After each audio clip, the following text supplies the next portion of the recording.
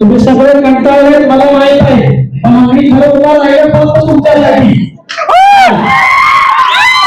महाराष्ट्र राज्याचे आराध्य दैवत छत्रपती शिवाजी महाराज, भारतीय संविधानाचे शिल्पकार डॉक्टर बाबासाहेब आंबेडकर आणि पुण्यश्लोक अहिल्यादेवी होळकर, पुण्यश्लोक राजमाता अहिल्यादेवी होळकर यांना नमन करून मी माझं भाषण चालू करतोय. आज जे आपल्या टेलीवरती हजर असलेले माझे मार्गदर्शक डॉक्टर सचिनजी मोरे साहेब, विद्याताई मोरे, दत्तात्रय यंगर, राजेंद्र यंगर माजी सरपंच, बाळू मोरे इंदोरी सरपंच, सुरेश पाटील इंदोरी सरपंच, संजय यंगर परपुरीचे माजी सरपंच, हिराशेठ खांडेकर, आप्पासाहेब बाबूसे, महादेव सुंदर जांभोळी सरपंच, राजाभाऊ अर्जुन, माझा धन्यवाद जो मला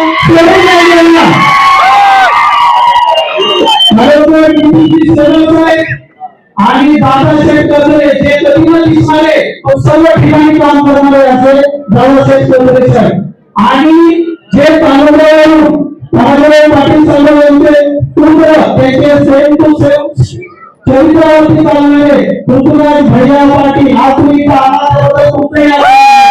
आणि आज आपल्या परिवार महानगरपालिकेमध्ये जे अधिकृत उमेदवार उभा आहे रोहित भगत साहेब, जगदीशभाई गायकवाड, विजयशेठ खानावकर, मोनिकाताई महानवर, ताताबा मॅडम आणि शीतलताई माळवे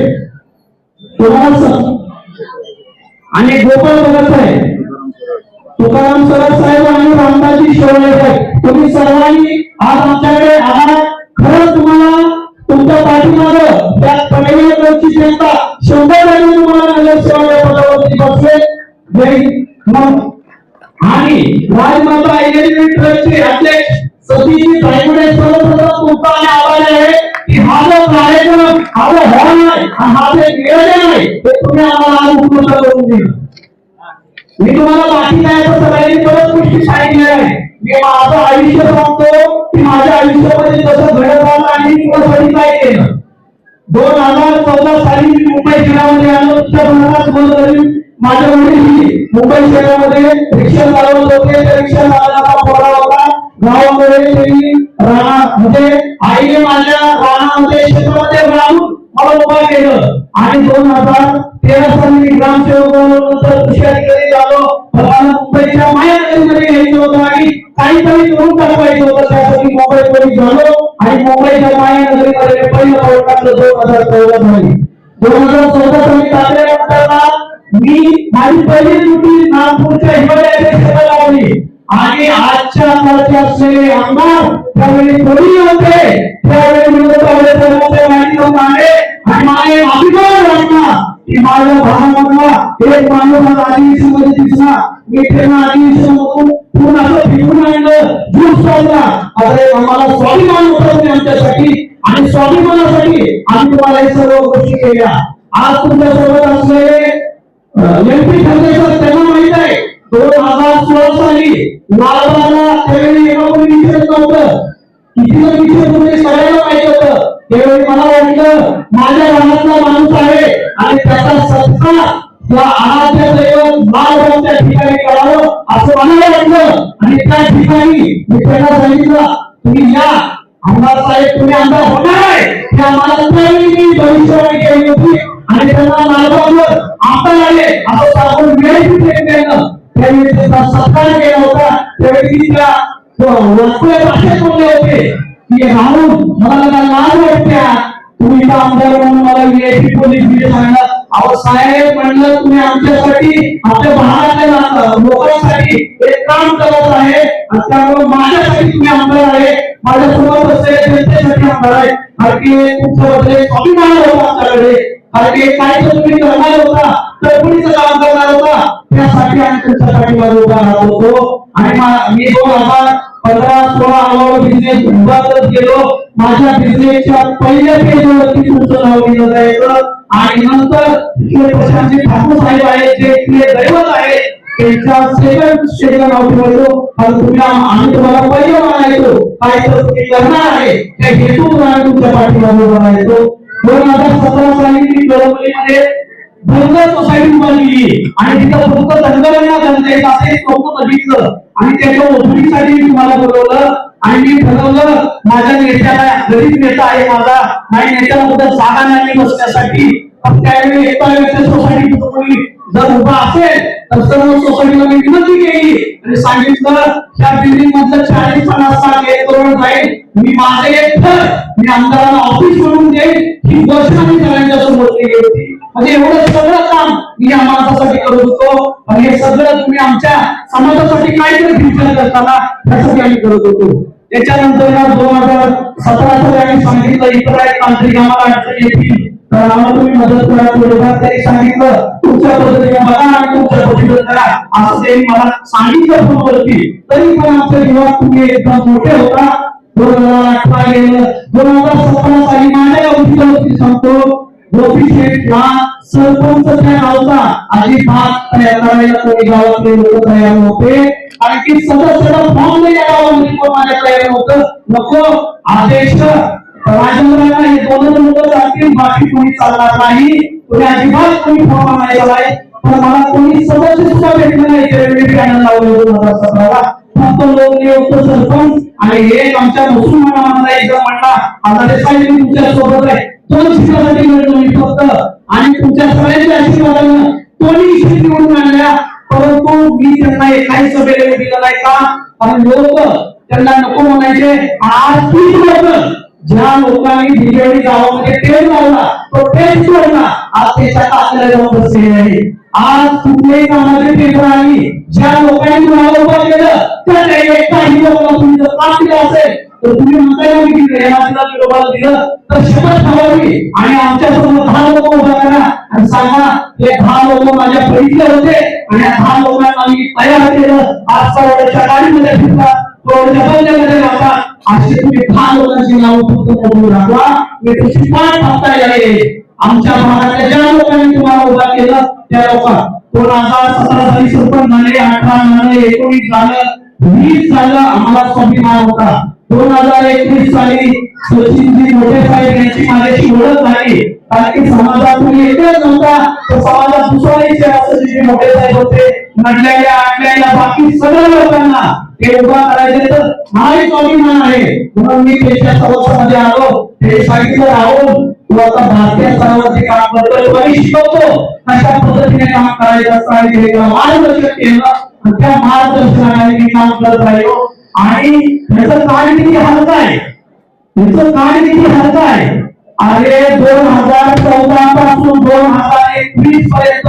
रक्ताचं बाण करून आम्ही तुमच्या पाठीमागे उभा राहिलो होतो आम्ही सांगितलं होतं बिजनेस आमचा या ठिकाणी आहे आणि राजकारण आमचं त्या ठिकाणी आहे त्यामुळे तुम्हाला कोणी पाहण्याची पुढे असेल तर 100% तुम्ही त्याच्यावरती विश्वास ठेवू नका आणि तुम्ही त्या गोष्टीला काही जुमानलं नाही आणि तुम्ही काय करायला सुरुवात केली तर तुम्ही त्याच्या मागे काहीतरी सगळ्या गोष्टी लावायला चालू केली आणि तो तुमचं काय हाल काय हे तालुक्यातल्या सर्व लोकांना सर्व जनतेला माहिती आहे 2022 साली सचिनजी मोठे साहेब आणि माझ्यावर आयकरची रेट टाकायला सांगितली एवढा करून आम्हाला थांबला नाही आम्हाला त्यांनी काही करून काम केली नव्हती आम्ही मी आलो आणि परत आम्ही सांगितलं 2023 साली मला त्याचे कॉल आले भरपूर त्याला खूप आमचे माझे नेहमी खरे आहेत ते खूप आहे त्यांचा कॉल आपण भेटूया मी पण म्हटलं भेटूया ते आपला वडवंता करत बसताय आणि आम्हाला कुठे राजकारणाचे आम्हाला कुणालाही इंटरेस्ट नव्हता राजकारणामध्ये यायचा आजही नाही आणि त्यावेळी नव्हता आम्हाला राजकारणामध्ये यायचं नव्हतं परंतु म्हणता एवढे राजकीय स्टेजवर बसलेले आहे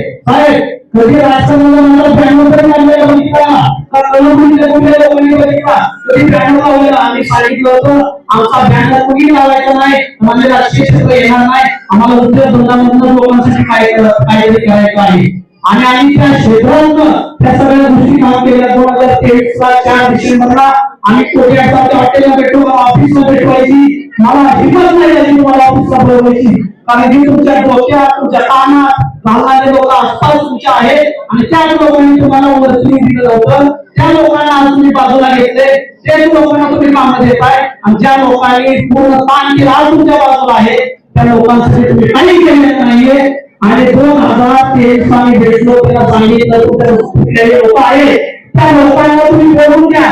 4 मी समाजातले आमच्याकडे लोक बोलवतो, 4 तुमच्याकडे लोक बोलवा आणि सांगा तुम्ही जे सगळ्या भाषणावर सांगताय ना माझं काय चुकलं नव्हतं आणि हे असेच निघून गेले, त्यांनी सांगावं स्टेजवरती येऊन काय चुकलं होतं. हे जे त्यांचं वाक्य आहे हे ह्याच वाक्यासाठी सांगितलं होतं. तुम्ही समाजाची 4 लोकांना आम्ही समाजाची 4 लोकांना आणि बसू आणि ठरवू कोण चुकलं कुणी चुकीची केली. सांगितलं राहुल मी मस्तोबाला सगळ्यांना सांगतो काय गावाकडलं कोण असेल दरवर्षी 10 लाख रुपयाचं दान करतो. सगळ्यांना विचारा त्या मस्तोबाची शपथ घेऊन सांगतो ज्योतिषी शब्द वापरला जाणारे जात असतात येणारे नवीन येत असतात. राहुल फक्त तू आणि सचिन मोठे माझ्यासोबत या आणि तुम्ही या बाकीच्या लोकांना अजिबात मदत करायची नाही. डायरेक्ट काय असेल ते आमचं आम्ही आमच्या पद्धतीने बोलू. सांगितलं साहेब तुम्हाला जमत असेल त्या लोकांना वाऱ्यावर सोडणं पण आम्ही ज्या वनातनं ज्या भागातनं आलोय त्या भागातल्या लोकांना अडचणी आल्या तर आम्ही राजकीय म्हणून नाही परंतु ते अधिकारी म्हणून आणि त्यांना आजपर्यंत मदत करत आहे करत राहणार आणि ह्याच्या पुढेही ही आमची भावना राहणार. आणि 2023 साली नाही मी विचार करतो आणि सांगतो त्यांनी विचार केला 2024च्या एप्रिल महिन्यामध्ये शिवरात्रीमध्ये ऑफिस आले आणि मी मोठे साहेब बसलो होतो. त्यांनी आम्हाला दोघांनी सांगितलं मोठे साहेब 100% आमदार साहेब तुमची नोकरी घालवणार आहे रस्ते वाढणार आहे आपण बसून भेटू. आम्ही सांगितलं साहेब आम्ही अगोदरच त्यांना सांगितलं होतं त्यांना समजून सांगा तुमच्या क्षेत्रामध्ये तुम्ही सुखी राहा आमच्या क्षेत्रामध्ये कुरबुरी करायचा प्रयत्न करू नका.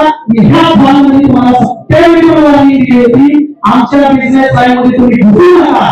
आणि त्यांनी जे शिवासाच्यामुळे मला 2 महिने ऍडव्हान्स बोलले होते जून महिन्यामध्ये आमच्या सगळ्या मुलांना नोटीस आले आणि सांगितलं सोन्याचा 2000 करोडचा तस्करीचा घोटाळा हे लोक करतात आणि माहिती होणं महाराष्ट्रात आहे. त्यामुळे त्यावेळेचे फायनान्स मिनिस्टर भागवत कराड साहेब त्यांना तक्रार केली आणि तिथून महाराष्ट्रामध्ये आणला आणि आमच्यावरती झाली. त्यावेळी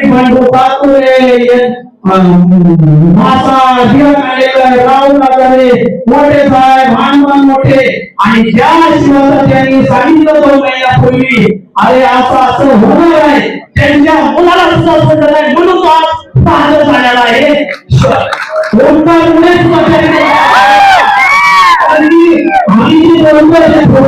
नाही बाकी सगळ्यांना सांगून केलं अरे आम्ही काय वाईट केलं होतं तुमचं तुम्ही सगळे बरोबर आहे. 2024 पर्यंत आम्ही राजकारणामध्ये कुणाच्या विरोधात येऊन भाषण केलं अड्डेच मांडला होता नाही केलं होतं फक्त तुमच्या लोकांची मदत करत होतो आणि तुम्ही लोक माझ्याकडे येत होता त्याचा म्हणून ही सर्व गोष्टी केल्या त्यांच्यासोबत. आणि तुम्ही जे सांगितलं की आम्हाला मी अहिल्यादेवीला एवढं 1 करोड दिलं तर मी तुम्हाला वाचून दाखवतो फक्त 1 रुपये मधलं बाहेरबद्दल सोडूनच द्या. तुम्ही शासकीय फंडातून काय गोष्टी केलेल्या आहेत तुमच्या स्वतःच्या फंडात 1 रुपया केला नाही पण मोठे साहेबांच्या मार्गदर्शनाखाली आम्ही केलेली छोटी कामं तुम्हाला फक्त वाचून लावतो. मायेदेवी मंदिरचे अध्यक्ष हजर असते त्यांना माहिती आहे मायेदेवी मंदिरचं बांधकाम फिल्म आला होता ते आला होता त्यावेळी मी सांगितलं आणि माझे मार्गदर्शन सांगितलं की आपण कशी पेमेंट गोळा करू. मी सांगितलं तुम्ही बांधकाम चालू करा तुम्हाला जोपर्यंत कमी पैसे पडेल तोपर्यंत माझ्या खिशात मध्ये 10 लाख रुपये दिले आणि 5 अजून फंड दिला आणि मंदिर उभा करायला लागलं. त्यावेळी लोकांचे हळूहळू फोन आले आणि ते मंदिर उभं राहिलं. ते मंदिर उभं राहताना आपलं मंदिर ज्यावेळी पडलं त्यावेळी वार्ड ऑफिसरांना काय नाही जाऊन सांगितलं की जाऊन आता हे मंदिर बनवून द्यायचं एकदा पडलं ते पडलं. त्यावेळी वार्ड ऑफिसरांना थोडं सांगितलं उद्या मुंबईचा पुरा आला मला माहिती आहे कुठली मंदिर किती आणलेली नाही हे सुद्धा मला माहिती आहे. जर तुम्ही आमच्या मंदिराला हात लावाल तर या करायला एकही मंदिराने मी सोडणार नाही. मी सगळ्यांवरती ITR प्रमाणे माहिती अधिकार टाकेल. तरी कसं आहे म्हणजे फास्ट बांधून घ्या. आम्हाला कोणतीही त्याच्यामध्ये अडथळा नाही. आम्हाला तक्रारी येत राहतात, त्या तक्रारीमुळे आम्हाला काम करायला लागतं. मी या प्रश्नावरून घेतलं आणि सांगितलं तुम्ही पटकन बांधकाम चालू करा. त्याला काय फरक कमी पडतो, कमी पडतो, याची पडतो मी देतो. आणि जवळ समाजातून हळूहळू पैसा येईल. तुम्ही 10 लाख सोडून वरती दिलेल्या पैशाचा हळूहळू जो फंड येईल तो फंड मला हळूहळू त्यांनी रिटर्न केला. पण 10 लाखाच्या खातापर्यंत करू नका. आणि हे माझंही माहिती आराध्य दैवत आहे, त्या दैवासाठी माझंही काम आहे काय करणं. परंतु मी त्याला एक प्रश्न केला, ज्या माणसाच्या हास्य तुम्ही तिथं हवळला बोलवलं मार्शे ठाकूर साहेबांनी दिलं तर तो बाणच आहे आमदार. त्यांनी दिलं त्यांच्या हस्ते करा, 100% करा. पण इथे भागामध्ये असलेले अदर समाजाने जे तुम्हाला दिलं त्यांचे पहिले सरकार करा, त्यांचे पण करा. त्यावेळी त्यांनी हवळला आताचे आमदार भाऊबंद नेते अजून त्यांच्याबरोबरचे कार्यकर्ते आणले आणि तुम्ही केलं ते त्याला विचारलं साहेब तुम्ही वर्गणी दिल्या, माझ्या समाजातल्या लोकांनी वर्गणी दिल्या, मला सांगा तुमकोण किती दिली तुमच्या आमदाराने वर्गणी. सांगितलं नाही दिली. साहेब करायला बोलताय समितीने सांगावं करायला बोलताय. हे लपून राहताना म्हणून हा प्रॉब्लेम आहे आजपर्यंत. समाजाला खरी गोष्ट माहीत नाहीये. त्याच्यानंतर ना कळमनुरीचे मायादेवी मंदिर साहेबसाठी माझ्याकडे आले, मी सांगितलं काम करून द्या. ते काम करून दिलं मी माझ्या देशातनं. त्याच्यानंतर सांगपड्याचं मंदिर त्यांनी सांगितलं अध्यक्ष आमोठ्यातले आता नगरसेवक उभा राहिले ते गेल्या काम चालू होतं. आम्ही म्हणलं होतं ज्या माणसाने घरावर कर्ज काढून घेतली त्या माणसाला त्या पदावर अध्यक्ष करा. राहुल गांधी किंवा सचिन मोठे किंवा अजून कोण आला त्या पदावर जायची काही इच्छा नसावी. ज्या माणसाने घरावरती कर्ज काढलं त्या माणसाला त्या पदावरती बसवायची आमची इच्छा होती. पण त्या काळाचे जे गावडे साहेब होते अजून बरेच लोक आहेत त्यातले त्या सर्वांनी आम्हाला सांगितलं आम्हाला साहेब तुम्हाला विनंती 5 करोड रुपये फंड येतोय, कोण अध्यक्ष होताय. तर आम्ही म्हटलं साहेब आम्ही 5 करोड फंडाला ना तर हा घालायला राहुल गांधी पहिला येईल. परंतु 5 करोड रुपये दिल्यानंतर ना तुम्ही अध्यक्ष का बनावं. समाजात बाकीच्या लोकांना पदवी नको. तर ते म्हणले साहेब घेऊ द्या पदवी.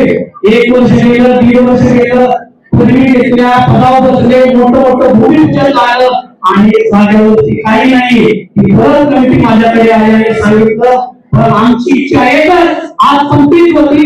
आम्ही सांगितलं साहेब आम्ही तुमच्यावर नाराज नाही. तुम्ही भावनेनं सांगितलं 5 करोड रुपये फंड येत असेल तर मागू द्या, काय हरकत नाही आम्हाला.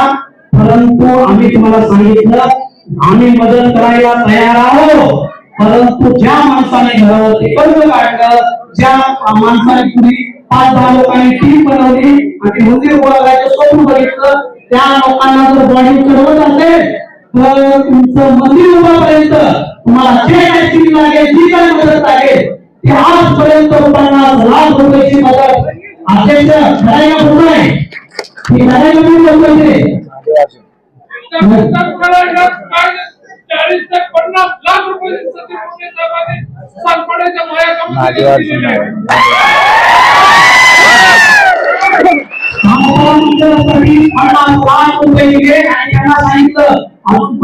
देणार नाही. जोपर्यंत आमच्याकडे देवाने दिलेली ही जी गाणं आहे ते आम्ही तुमच्यापर्यंत पोहोचू. काय अडचण असेल तर तुम्ही माझ्याकडे या. म्हणून आजाने आमचे छोटंसं काम म्हणून आजाने आमचे काम केले. आम्हाला त्यांनी प्रॉमिस केलं ते काम मी तुम्हाला करून देणार. समाजाला मी विनंती करतो. त्याच्यानंतर ना कर्मचाऱ्यांमध्ये लोक माझ्याकडे आले सांगितलं छोटंसं बाळूमामाचं मंदिर मागायचं आहे. म्हणाले साहेब तुम्ही आम्हाला मदत करा. कोणी जवळ यायला तयार नाही. मी सांगितलं तुम्ही मंदिराचा आराखडा बनवा, चालू करा. तुम्ही ऐकलं नाही पण आता शेवटचे मंदिर बनलं. त्या मंदिराला 3 लाख रुपये आम्ही दिले. त्याच्यानंतर ना मायका देवी मंदिर मानपूर तुम्ही सांगितलं 700 मठात आम्ही 5 करोड दिला. अभिमान आहे मला तुम्ही आमच्या मंदिरासाठी दिले. आम्ही तुमच्यासारखे असं कुणाला नाव ठेवणारे माणसं नाही. परंतु तुमच्या वैयक्तिक खिशातनं तुम्ही किती पैसे दिले सांगा. मी माझ्या वैयक्तिक खिशातनं मायकेदेवी मानखुर्दला 5 लाख रुपये दिले माझ्या खिशातनं. त्याच्यानंतर तुम्ही सांगितलं अहिल्या भवन मुलीचं, त्यासाठी शासकीय फंडातून मी माझ्या फंडातून 1 करोड रुपये दिलं. फक्त मी सांगतो त्याचं डिपॉझिट भरण्यासाठी 1 करोड रुपये मोनिकाताई कोणी दिलं? मी दिलं. खरंय का नाही? तुमच्या मार्गदर्शनाखाली आज अहिल्या भवन ते एवढं उभा राहिलं. त्यांनी एवढी मेहनत केली, त्यांना ते अहिल्या भवन आमदार साहेबांकडून भेटलं आणि त्यांनी ते बांधकामासाठी समाजातला एक उद्योजक आहे राहुल हजारे त्यांच्याकडे दिला आणि सांगितलं डिपॉझिट मोठी अमाऊंट आहे, तुम्ही भरावी आणि तुम्ही हे मंदिर उभा करावं. मी पण सांगितलं मंदिराला 10 करोड 11 लाख रुपये फंड आहे. एवढा फंड काय मंदिर बांधण्यासाठी लागणार नाही. आम्ही डेव्हलपर आहे. आमदार साहेबांकडे गेलो आणि आम्ही सांगितलं आमदार साहेब हा कॉन्ट्रॅक्ट आम्हाला भेटू. त्या कणगोलीमधले बरेच नगरसेवक होते, त्या सगळ्यांना आम्ही रिक्वेस्ट केली तुम्ही या टेंडर भरू नका, तर तुमच्या वैयक्तिक टेंडरमध्ये आम्ही कधी आलो नाही. हे आमच्या दैवाचं मंदिर आहे आणि ते मंदिर आमच्या हस्ते व्हावं. आणि हस्त झाल्यानंतर ना टेंडर झालं. टेंडरचे आम्ही सगळे पैसे भरले, भूमिपूजन ठेवलं. त्या भूमिपूजनला मी एक कमिटी बसवली आणि त्या कमिटीमध्ये सांगितलं की तुम्हाला ज्या ज्या नेतृत्वांना बोलवायचं आहे त्या सगळ्या नेतृत्वांना बोलवा. काय हे अहिल्यादेवी भवन हे माझ्या एकट्याचं नाही, तर ज्यांना तुम्ही मानता सगळ्या समाजातल्या लोकांना बोलवा. त्यावेळी आजचे आमदार यांना सुद्धा विधान परिषद आमदार असताना त्यावेळी बोलवलं आणि कॅबिनेट मिनिस्टर बसले होते स्टेजवरती. अरे तुम्हाला थोडं तरी कळायला पाहिजे, ज्यावेळी स्टेजवर कॅबिनेट तुम्ही 1 तास आधी कळंबोलीत आला होता, तुम्हाला तरी जर कळायला पाहिजे की अगोदर कॅबिनेट मिनिस्टर येण्याच्या अगोदर आपण स्टेजवरती पोहोचलो पाहिजे. पण तसं नाही, त्यांचे 4 लोक ठरलेले खांद्यावर टाकायचा. अरे कॅबिनेट मिनिस्टर स्टेजवर, अरे आबो आमच्यासारख्या सुशिक्षित लोकांची जाते, तुम्हाला माघारी फक्त स्टेजवर तिथं बोललं जातं. पण खरंच तुम्हाला अजून कळालं नाही, ज्यावेळी एखादा कॅबिनेट मिनिस्टर स्टेजवर असतो त्यावेळी गपचूप बाकीच्या खालच्या नेतृत्वाने प्रतिनिधित्वाने यायचं असतं. असं चालत नाही तुमच्यामध्ये. तुम्हाला असं वाटतं की खांद्यावर आणल्यानंतर ना मला बोलबाला केल्यानंतर ना माझी वावा होईल. नाही, महागारी सुशिक्षित वर्ग नावं ठेवतात. एकदा ते पण हलक्या कानानं ऐकून बघा, ते तुम्हाला कधीच ऐकायला आलं नाही आजपर्यंत. आणि हे बेलापूरचं बिरोबा मंदिर होतं, आज 15 लाखाचं ते भूमिपूजन केलं मी माझ्या हस्ते. भूमिपूजन पनवेलला होणार होतं. मी सांगितलं त्या ठिकाणी करा, महानगरपालिकेचा कोणताही खर्च करू नका, मी माझ्या खिशातनं करेल खर्च. आणि इथं एवढं मोठं भवनाचं ओपनिंग केलं, सगळे आपल्या भागातले त्याची डोल मंडळ बोलवले, त्यांची जेवणाची सोय केली, त्यांची राहण्याची सोय केली. तुम्ही सांगितलं परवाच्या भाषणामध्ये की आमच्या भागातल्या लोकांना 5 स्टारची लाईफ देऊ शकत नाही, पण 5 स्टारचा स्वाभिमान देऊ शकतो. अरे तुम्हाला सांगू इच्छितो, माझ्या गावाकडला दोतरावर आलेल्या माणसापासून इन्शर्टापासून ऑफिसरापर्यंत कोणी जरी आला तर सगळ्यांना समान सन्मान देऊन 5 स्टार हॉटेलमध्ये ठेवण्याचं काम या राहुल हजारे यांनी सचिन मोटेंच्या मार्गदर्शनाखाली केलं. कारण की तुम्ही सांगितलंय स्वाभिमान देऊ शकतो, त्या स्वाभिमानाने आजपर्यंत ह्या भागामध्ये लोक एवढे गोळा झाले नसते. या भागातल्या लोकांना रोजगार द्यायचं काम त्या डेडीसार ग्रुपच्या नेतृत्वाखाली आम्ही केलं. 2-2.5 हजार लोकांचा रोजगार याच्यामध्ये चालू झाला. आणि परवा दिवसाच्या भाषणामध्ये तुम्ही म्हणला आमच्याकडे कागदपत्र फटूशे, तुम्ही बघितलं का नाही? ते कागदपत्र आम्ही तुम्हाला दाखवलेले आहे. जर मी ठरवलं, अहो तुम्ही 2 वेळा ठरवलं होतं डीएसके करण्यासाठी, तुम्हाला कळालं नाही. समजून सांगतो डीएसकेचा शब्द काय. पुण्यामधला एवढा मोठा डेव्हलपर होता डीएसके कुलकर्णी नावाने, सगळ्या ठिकाणी तो त्याच्या काय कारणाने बर्बाद झाला असेल. त्यावेळी आपल्या या नेतृत्वाने हे शब्द वापरावे, ज्यांनी समाजाची एवढी सेवा केली, समाजाचं एवढं काम केलं. त्या कामाच्या नेतृत्वाला सांगितलं बंडू शेठ ते डॉक्युमेंट तुम्ही बघितले का? अरे मी तुम्हाला ठुमकावून सांगतो या सगळ्यांच्या मीडियावरती, अरे आम्ही चोर नाही, आम्ही आमच्या हिमतीवरती आजपर्यंत वर आलोय. कुणाचं 10 पैसे काढलेलं नाही. तुमच्याकडे आहेत डॉक्युमेंट ना, तुम्ही म्हणताय ना माझ्याकडे डॉक्युमेंट आहेत, तर मी तुम्हाला सांगतो 100% तुम्ही ते सगळे डॉक्युमेंट मीडिया समोर घेऊन जावा. अरे तुम्ही फसवू नका ना, मला घाबरू नका. आज तुमच्याकडे येता त्याने आज काय केलं माहित आहे का? आज आम्ही इकडे काहीतरी भाषणामध्ये कमी जास्त करावं आणि डायव्हर्ट व्हावं. अरे डायव्हर्ट कोण होतं माहित आहे का? ज्यांनी लोकांचे पैसे घेतलेले आहेत, लोकांच्या जमिनी घेतलेल्या आहेत, ते लोक डायव्हर्ट होतात. आमच्यासारखे प्रामाणिकपणे पैसे डायव्हर्ट होत नाही.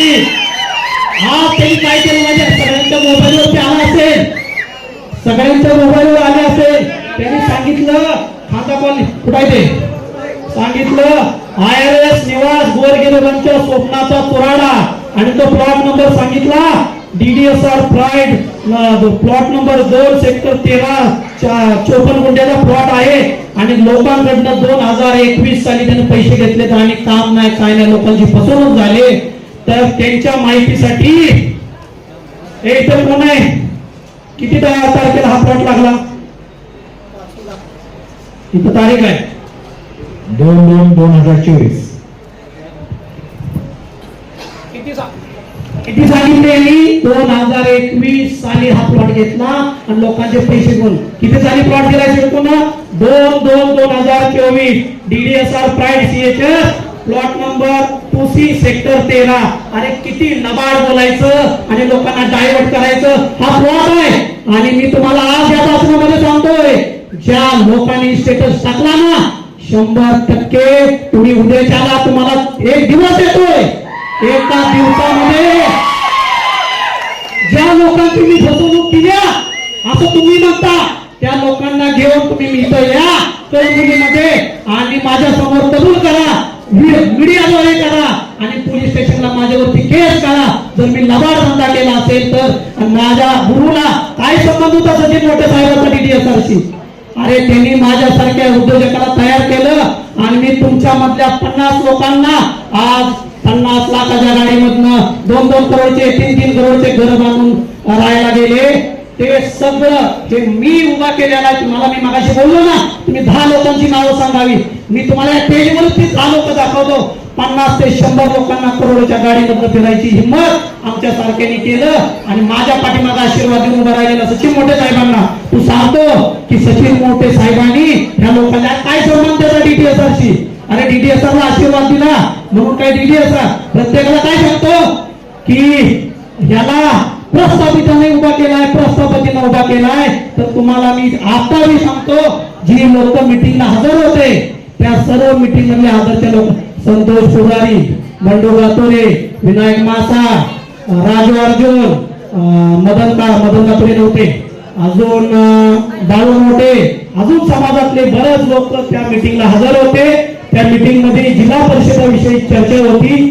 त्यावेळी मोठे साहेबांनी मी खोटं बोलत नाही, चार माणूस हात त्यांच्या सोबत आहे, त्यांना विरोधावर हात ठेवावं आणि सांगावं मी हे सगळं बोललोय ते खोटं आहे. तिथं असं ठरलं की बाबांनो जिल्हा परिषदेची निवडणूक आहे आणि आता तुम्ही लढावं.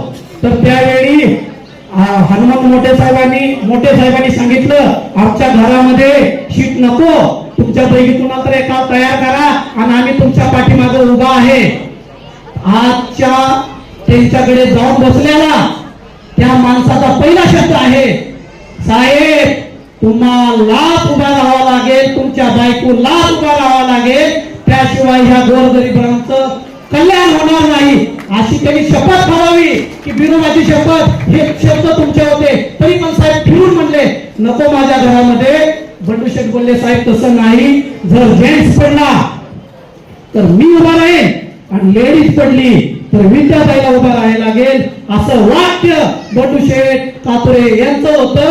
त्यांनी देवावर हात ठेवून सांगावं आणि हे लोकांनी काय उठवलंय प्रस्थापितांनी उभा केले. अरे तुम्हाला एवढाच पाटलांचा सगळ्यांचा राग आहे तर तुम्ही वरच्या नेतृत्वामध्ये जे आता जे भाजपचे जिल्हा पालकमंत्री आहेत चंद्रकांत दादा पाटील त्यांचा साथ सोडून द्या. तुम्ही वरती तेजवर असलेले बाकी पाटील लोकांचा मराठा लोकांचा साथ सोडून द्या. फक्त तालुक्यात आला की फक्त जातीवाद आणि तालुक्याच्या बाहेर गेल्यानंतर जिल्ह्यातला चंद्रकांत दादा पाटील साहेब ते मराठ्याचे नाहीत, ते तुमचं नेतृत्व करतात, त्यांच्या पाठीमागे तुम्ही जी करता ते चालतं. अरे तालुक्यामध्ये नेतृत्व चालायचं असेल तर तानाजीराव पाटील साहेब यांनी आटपाडी तालुक्यामध्ये पक्ष स्थापन केलाय आणि आपल्याला घ्यायचं शीट तर शिवसेनेमधनं होतं, भैयांचे आमचं रिलेशन चांगलं होतं, अनिल भाऊंचे आमचं रिलेशन चांगलं होतं. त्यामुळे आम्ही शिवसेनेतनं विद्याताई भाऊनी त्यांच्या संस्थेमार्फत मार्केटमध्ये काम करत कुठेही संस्थेत उभा राहणार नाही म्हणून अजिबात नव्हतं. ज्या दिवशी महिला लेडीज डिक्लेअर झाली त्या दिवसापासून आम्ही ते क्लिअर केलं. आणि तुम्ही सांगता की माझ्या भावाला मी भाऊ बहिणीला सांगितलं अरे माणसामध्ये माणसाच्या लग्नाला जावा, माणसाच्या कार्यक्रमाला जावा. ते म्हणला नाही रे मला नाही जमत, मी नाही. अरे तुला जिल्हा परिषद देतो चाललो की लगी. अरे म्हणजे तुमच्या तोंडानं तुम्ही सांगताय की तुमच्या भाऊ बहिणीला जिल्हा परिषद दिलं, सभापती दिलं की मग तुम्ही लोकांच्या सेवेला जाणार. ते आम्ही बोलत नाही, ते तुम्ही वापरलेले शब्द आहे. आणि तुम्ही सांगता आता तुम्ही तेच केलं असेल, आता तुम्ही सांगितलं असेल प्रस्थापित मला पाडण्यासाठी आलंय. शेठ मी तुम्हाला एकच सांगतो, तुम्हाला एवढं जर समाजावरती प्रेम असेल आणि तुमचंच वाक्य होतं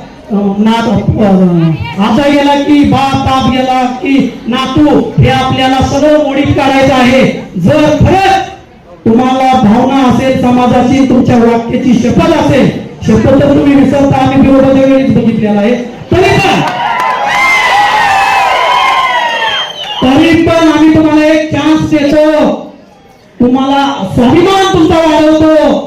तुम्ही आमच्या विद्यार्थ्यांसाठी तुमच्या भावाची शीट काढून द्या आणि तिथल्या गोर गरिबाला ती शीट देऊन टाका. आणि तुमच्याकडे दुसरी आहे, तुमच्याकडे खरसुंडी मतदारसंघ आहे, तिकडे लढा. अरे सगळं तुम्हाला पाहिजे तर बाकीच्यांनी काय सतरंजा उतरायच्या का नुसत्या? मला सांगा ना बाकीच्यांनी करायचं काय? अहो जे तुमच्यासोबत फिरणारे जेवण भाऊ सरगर आहेत त्या सरगर साहेबांच्या घराचे कवडं तरी बदलायचं, एवढं तरी त्यांना टेंडर द्यायचं होतं. राहा तुम्ही तुमचे जे भाषण टाकताय, तुमचे जे ते भानुषे आहेत, आमचे मित्र वर्ग आहेत, तुम्ही त्यांना ते त्यांची चुकी नाही. तुम्ही त्या लोकांना त्यांच्या हाताला एवढं मोठं काम दिलंय की रोज सकाळी उठायचं, एक व्हॉट्सअपवर मेसेज टाकायचा, एक FB मेसेज टाकायचा, एक फेसबुक टाकायचं, इन्स्टावर टाकायचं, नुसती टीका करायची, खाली कमेंट करायच्या. ह्याच्यावरच कळतं बाप रे तुम्ही किती मोठा उद्योग उभा केलाय तालुक्यामध्ये. अरे लाज वाटली पाहिजे तुम्हाला. तुम्ही तालुक्यातल्या गेल पिढीला बरबाद करताय. आणि जर आम्ही या गोष्टीवरती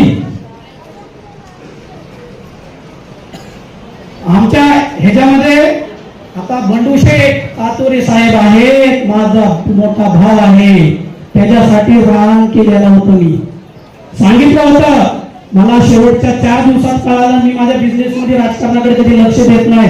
बंडू शेठ तुम्हाला काय अडचण आहे मला सांगावी, मी येतो. तुम्ही सांगितलं घरातली लोक आहेत साहेब करायला कुठं तुम्ही सांगायचं सगळ्यांनी, घरातली लोक आहेत. सांगितलं अरे माझ्याकडून ते शेअर मार्केटमध्ये काही लोकांची फसवणूक झाली होती, मी पैसे हळूहळू देतोय, पण त्याच्या हाताला काही डॉक्युमेंट लागले. पण त्यांनी सांगितलंय ऑलरेडी सरपंच त्यावेळी यांना जेलमध्ये टाकलं. एकनाथ शिंदे साहेबांना कॉल केला, त्यांना बाहेर सोडलं. तानाजीराव पाटील साहेब असतील, त्याकडचे अनिल भाऊ असतील, त्यांचे आशीर्वाद तुमच्यावर होते, आमच्यासारख्या लोकांचे आशीर्वाद तुमच्यावर होते. तुम्हाला टच होऊ दिलं नाही. त्याच्यानंतर ग्रामपंचायतला तुमच्या विरोधात लढले. अहो तुमच्या भावाच्या डोक्यात ज्यांनी तलवार गाठली, हे मी नाही, हे बंडू शेठनी मला येऊन सांगितलेलं आहे. माझ्या भावाच्या डोक्यात तलवार गाठली का तर गोपी शेठला ब्रह्मा शेठला आईवरनं बहीणवरनं शिवी दिली म्हणून बंडू शेठ कातोरे मधुर शेठ त्यांच्या अंगावर गेले. अंगावर गेल्यामुळे यांचं प्रेम कोणावर होतं? गोपी शेठवर. भाऊ बहिणीने काय शिव्या दिल्या म्हणून अंगावरती गेले. तर त्या भाऊ बहिणीच्या अंगावर का गेलं म्हणून मधुर शेठच्या डोक्यात वार गेले. त्याचे वार आज पण आहे, बघून येऊ शकता तुम्ही. आणि तुम्ही सांगता काय माझं छोट काळी आणि माझं मोठं काळी. खरंच सांगतो एक तर तुमचं काळी हलकंय किंवा हलकट आहे. आणि तुम्ही सांगता बंडू साहेब तुम्ही आज बी माझेच आहात, तुम्ही गेलाय, मी जाताना तुम्ही सभा केली, शपथ घेतली आणि कळंबुलीत आला माझा आशीर्वाद घेण्यासाठी. मी तुम्हाला एकच शब्द वापरला बंडू शेठ, 100% तुमचं जिथं सक्सेस आहे तुम्ही तिकडे जावा, आम्ही अजिबात अडवत नाही. परंतु ज्या माणसाने मला उभा केलं आणि ज्या माणसाने मला शिकवलं मार्केट मधल्या सर्व लोकांना तुम्ही मदत करा आणि त्या आशीर्वादावर आम्ही इथं काम करतोय. त्या माणसावर जर एखादा शब्द बोलला तर बंडू शेठ आमच्या इतकं वाईट काही होणार नाही. बंडू शेठ तुम्ही त्या दिवशी शब्द पण वापरता अहो तुम्हाला मोठे साहेबांना आमदार करायचं आहे. विद्याताई माझी बहीण आहे. मोठे साहेबांनी तुम्ही शपथ खाऊन सांगावी. मोठे साहेब कधी म्हणले होते हो मला आमदार करा म्हणून. अरे आमदार खासदार ह्या सगळ्यांना माहित आहे एक इन्कम टॅक्स IRS ऑफिसरची रेड पडल्यानंतर ना फार फार फार फार फार असे पाच लोक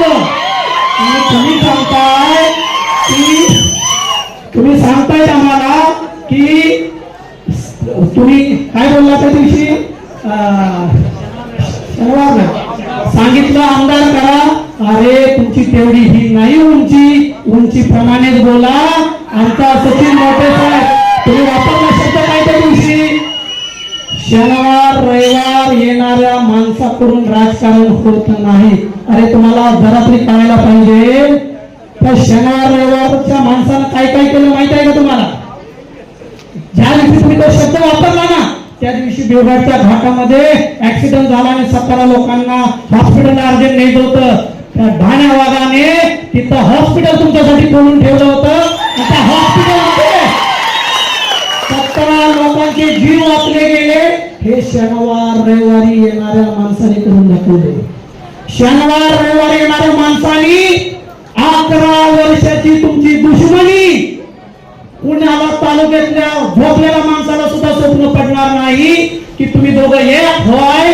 तर तुमची एवढी टोकाची दुश्मनी होती त्या तुम्हा दोघांना एकत्र केलं. तुम्ही म्हणताय शनिवार रविवारच्या माणसानं काय करू शकतो. अरे हे करू शकतो. दोन दुश्मनांना एकत्र करू शकतो. ते आमचे सचिनजी डॉक्टर मोठे साहेब आहेत आणि ते शब्द तुमच्या तोंडातून यावे की शनिवार रविवारच्या येणाऱ्या माणसाने काय करावे. आणि जे तुम्ही वापरलं मी मगाशी जाताना सांगितलं तुम्ही जे आज प्राईड सोसायटीचं पाठवलं त्या सर्व स्टेटसला टाकणाऱ्या FB ला टाकणाऱ्या सर्व लोकांना मी सांगतो उद्याचा दिवस तुम्हाला दिलेला आहे. उद्याच्या दिवसामध्ये तुम्ही जर सत्य नाही केलं तर आबरू नुकसानीचा दावा टाकेल आणि तुमच्यावरती केस करेल. अरे तुमच्यावरती केस टाकण्या सारखंच काम तुमच्या नेतृत्वाने केले. तुमची चुकी नाहीये. तुमच्या नेतृत्वाने तुम्हाला हे असल्या खोट्या लबाड आणि मी हे प्लॉट 2021 ला जे सांगतायत ना 2024 ला खरेदी केलेला आहे आणि त्याच्यानंतर ना आता एन्व्हायरमेंट क्लिअरन्स आहे. तुम्हाला एन्व्हायरमेंट क्लिअरन्स गेले कळत नाही कारण तुम्ही 12वी वर गेलाच नाही. कधीच कळणार नाही. तुम्हाला जाता जाता एकच सांगतो खरंच विद्याताईच्या पाठीमागे तुम्ही प्रामाणिकपणे उभा राहा. आम्ही कुणावरही टीका केलेली नाही. आम्ही कुणावरती बोललेलो नाही. आमची जीभ कधी घसरलेली नाही. आमची जीभ कधी घसरणारही नाही. कारण आमचं एकच कार्य आहे की जनतेची सेवा करणं. आमच्या येणाऱ्या पैशामधनं हळूहळू लोकांना देणं. आज तिथे शेळगे साहेब उभा आहेत. अरे रिक्षा चालवत होता त्या माणसाकडे आता मुंबईमध्ये 3 ते 4 घरं घेऊन द्यायचं काम त्या राहुल आघाड्याने केले आणि पूर्ण कॉन्ट्रॅक्ट त्या माणसाला दिलं. त्या माणसाला विचारा आता बसलेले एवढे प्रूफ आहेत की आम्ही या लोकांना मोठं केलं कारण की आमच्या मनामध्ये स्वाभिमान आहे आणि आम्ही तुमच्या पाठीमागे 2020 पर्यंत होतो. 21 ला पण होतो. का तर तुम्ही आता चुकलाय असू दे आमचंच आहे. आता चुकलाय असू दे आमचंच. अरे तुम्ही त्याच माणसाच्या कशाला हात लावला.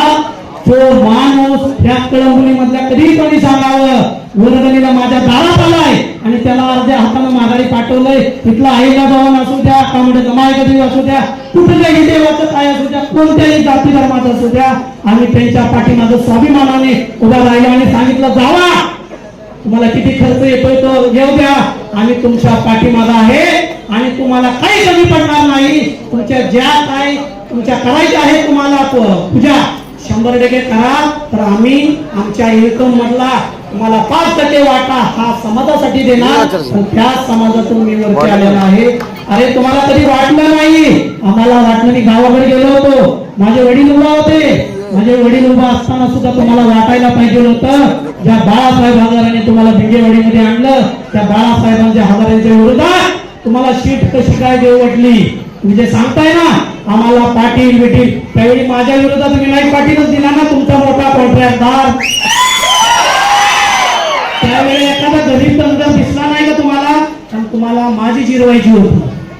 अरे त्या गावामध्ये एकदा जा आणि बघ, त्या गावामधले डिजिटल शाळा या राहुल हजारेने उभा केल्या. त्या गावामधले रोड रस्ते केले. त्या गावामध्ये कधी वर्गणी मागितली जात नाही, कुठल्याही नेत्याच्या दारात लोक जात नाही. त्या गावामध्ये मधले सगळे उमऱ्यामध्ये 50% उमरे माझ्याकडे कामाला लावले. त्यांच्या घरात भाकरी माझी जाते. ते तुमच्यासारख्या भाबड्या लोकांच्या सहवासात येणार नाही. आणि मी पहिल्या दिवशी सांगितलं होतं, तुम्ही ज्या माणसाला दिलाय तुम्ही लाख वाटा नाही करोड वाटा शिकला, पुढच्या माणसाचं डिपॉझिट नाही जप्त केलं तर कुणालाच येणार नाही. हा माझा शब्द होता. साहेब करायला हा विश्वासाने सांगू शकतो, कारण त्या लोकांच्या घरी भाकरी नेण्याची ताकद आमच्यामध्ये आहे. आणि त्यावेळी मी फिरताना जरा गावामध्ये बघितलं. सकाळी मी मसोबाच्या पाया पडायला जातो, सकाळी जायच्या अगोदर पाया पडलो. जाताना त्या बाया डमडमध्ये बसल्या होत्या आणि त्या बाया अशा लट लाट लाट लाट, थंडीचा महिना होता, हलत होत्या. विचारलं काकू काय झालं? अरे कामाला जायला लागतं. मी म्हटलं आता इथं एवढं कापताय, आता काम काय करणार? अरे मला बांधाला लोकांच्या जायचं आहे, आता डमडम करून ह्या गावात त्या गावात जायला लागतं, तर काय करायचं? तर मी विद्याताईंना विचारलं, विद्याताई मी बायांचा हात बघून मला लई वाईट वाटलं, आपण काय करू शकतो या लोकांसाठी? सांगितलं महिला लघुउद्योग 2,500 महिलांचा आटपाडी तालुक्यामध्ये घेऊन जायची ताकद त्यांच्या मार्गदर्शनाखाली आटपाडी तालुक्यामध्ये आहे.